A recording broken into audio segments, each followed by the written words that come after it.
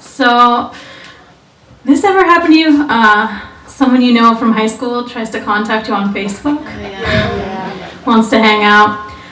And then when you begrudgingly do, they apologize for being an asshole and ask you to take their virginity. What? I thought that was weird. So that happened to me. And I asked him, like, why me? Why don't you just go to a prostitute? And he said, a prostitute? That's embarrassing to pay someone. And I was like, so I'm not getting paid. I don't know who you are. I don't know who you think I am, but I'm definitely not the Mother Teresa of pity fucks, okay? I'm not here to absolve everybody of their virginity pro bono. And I've had sex with a lot of virgins. I've had sex with too many virgins, like 4. And each time I felt like they kind of tricked me into it. Like they didn't tell me they were a virgin until right before. And that's kind of been like, hey Jen, I made you a sandwich, but I dropped it on the way over here. Do you still want that? It's like, you know I still want that. Fat girls don't turn down metaphorical sandwiches.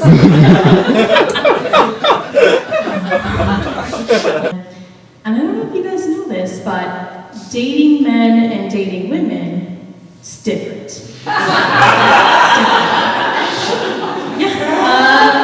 You have to approach situations differently.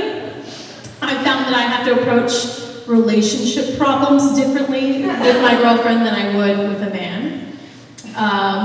For instance, say my girlfriend says, I hate you, never want to see you again. I can't just say, I'm pregnant. Of course, you won't be with me.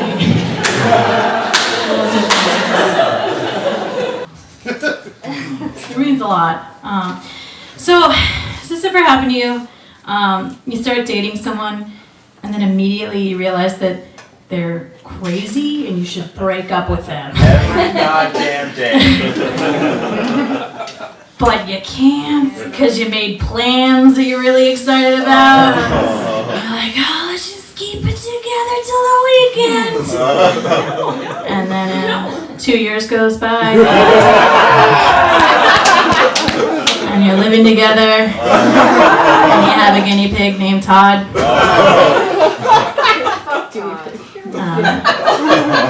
Yeah, me neither. I don't have anything.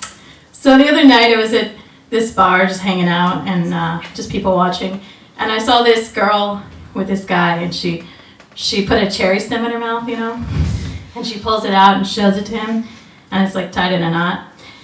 And I don't really know what this means. Like, I don't know what she's trying to tell him with this. Like, I think something sexy, maybe, right? And all I can imagine is that, like, when they go home together, you know, I guess she's like going down on him. And then he's like, oh yeah, oh yeah, oh no, oh no, what are you doing? And then she's like, what? I'm trying to tie your dick in a knot. And he's like, why would you do that? She's like, you knew this about me when you met me. Things going in my mouth, they come out tied, it's what I do. Now you're into it. I really hope that's what's happening. So recently I was watching some porn, and in it, one of the women was talking in this high-pitched baby voice, and it was just so maddening that I had to just stop watching it. And then I was telling a friend about it. I'm like, oh, I hate it when girls do that, oh, baby voice. You know, it's just awful. And he said, you know, when a woman talks in a baby voice, it's because she was molested as a child. Yeah. And I'm like, oh. And they're reverted and they're held in that place. I'm like, okay, I don't know what like psychology course you took at City College that taught you this. But that's not true. Because if that was true, then I had a really low voice for a 9-year-old.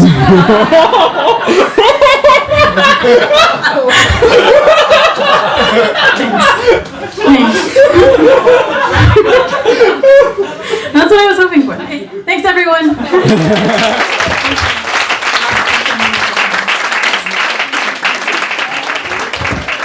give it up one more time for Jennifer Toronto. Because not only is she funny, she is our feature.